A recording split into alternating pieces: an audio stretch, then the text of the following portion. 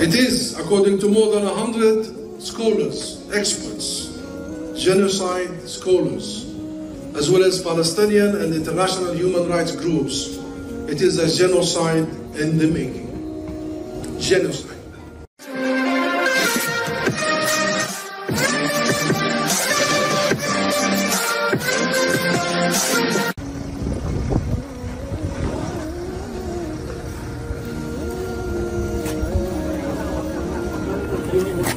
I turn it down. Not a problem getting it.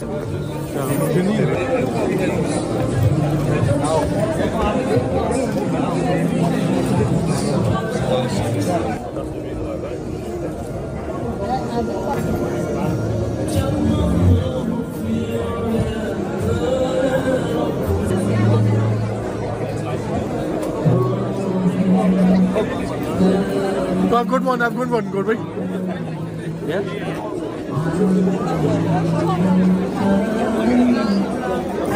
That's normal, it's normal.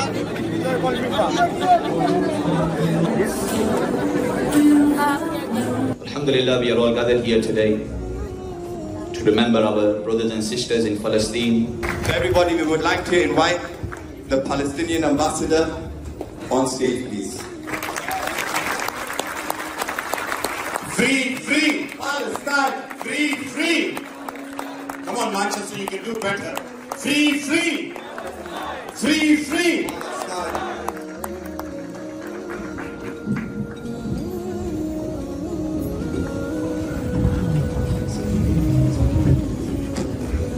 Ambassador, you have made Manchester feel like Palestine today. And inshallah, as me and Amir spoke to you before, we want to help the country of Gaza. Every penny raised here today, 100% is a promise on oath from me and Amir that will go to the people of Gaza. If we can do this under your instructions, we will really appreciate this. And all these people are here in support of Gaza. We are all Palestinian here today.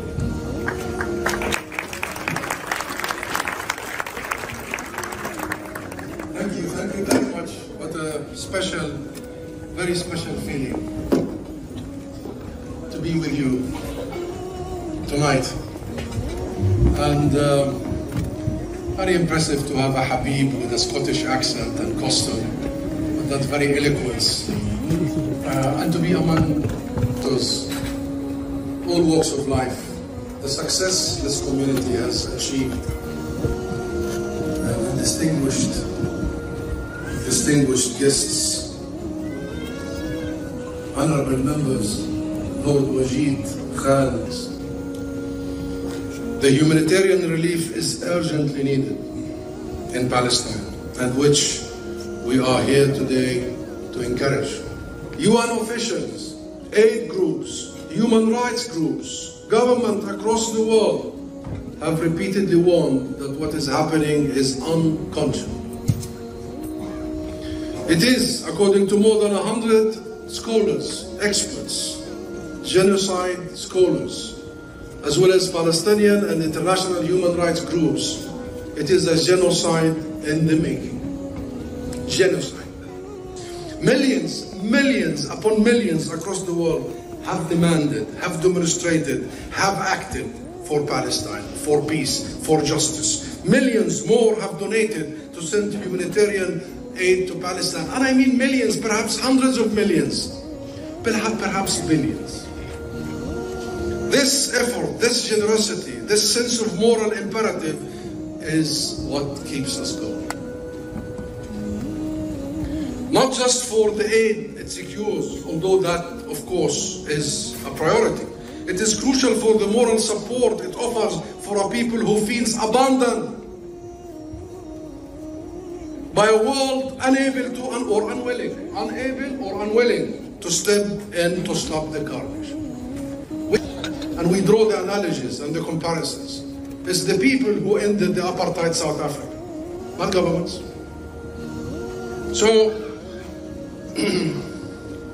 we can all help, my friends. We can all have an impact.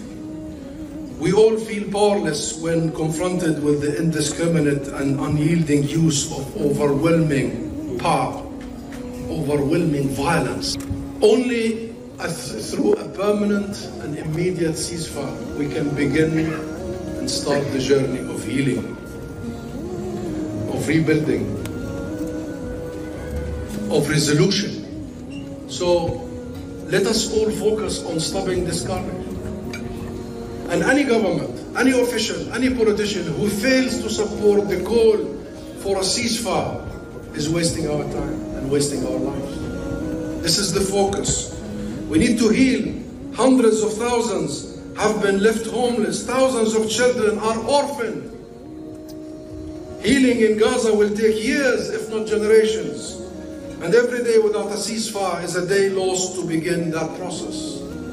More orphaned children, more schools destroyed, longer time to send our kids to school or our injured to hospitals. There can be no moral equivocation here. Calling for an immediate ceasefire is the very least requirement. Of course, true healing will not happen in a political vacuum. We must rebuild our homes, our hospitals, our schools with your help. But we must also give our next generations and the trauma they have gone through a hope for the future.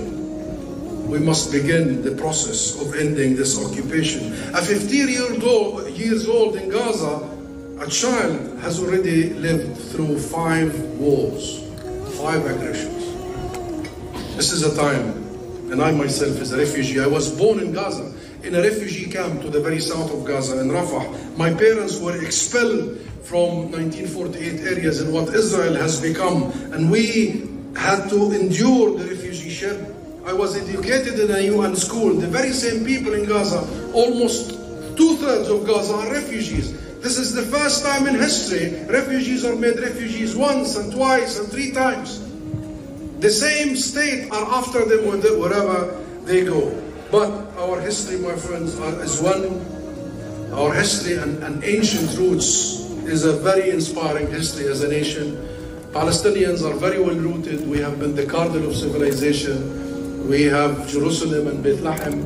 We have the, it is truly the most inspirational place, sentimental place. It's the birthplace of Jesus, and now, alayhi salam, and now there will be the Christmas, people celebrating the birthplace, the birth of Jesus, who was born in Bethlehem and Jerusalem, and Al-Isra wal-Mi'raj. It's a very holy land, and it's a very ancient and rooted people, and therefore we will continue, we promise you, we will continue to strive, we will continue to be resilient, we will continue to be on our land with your support and solidarity in the spirit of justice and in the spirit of peace. I really want to thank you from the bottom of my heart. It is with your support that we will achieve a free and prosperous Palestine and begin the much needed healing that is needed for Gaza and for Palestine everywhere. So I thank you again from my heart, and we'll go together. Thank you.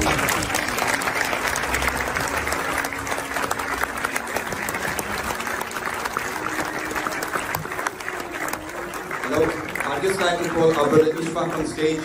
Guys, every penny raised here tonight is 100% donation because of brothers like this who has donated the venue and the full food from my Lord. Brother Ishfaq, please. Guys, can we get a round of applause? What are you waiting for? Subscribe!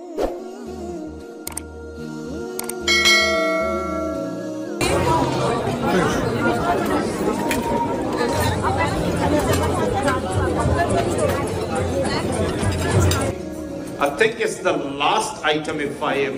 It's going to make a difference. Every penny will make a difference. And our Boxer and Amir are doing a great job. And Alhamdulillah, without you guys, we would not have that. Thank you for coming out.